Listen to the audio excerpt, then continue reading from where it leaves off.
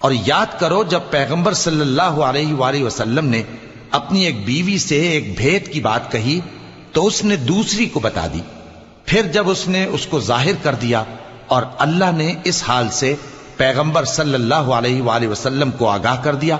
تو پیغمبر صلی اللہ علیہ وآلہ وسلم نے ان بیوی کو وہ بات کچھ تو جتائی اور کچھ نہ بتائی۔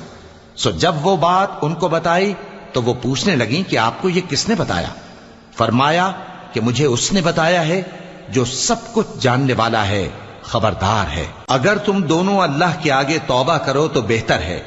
کیونکہ تمہارے دل مائل ہو ہی گئے ہیں، اور اگر پیغمبر صلی اللہ علیہ وآلہ وسلم کے خلاف باہم اعانت کرو گی تو اللہ اور جبریل اور نیک کردار مسلمان ان کے حامی اور دوستدار ہیں، اور ان کے علاوہ سب فرشتے بھی مددگار ہیں۔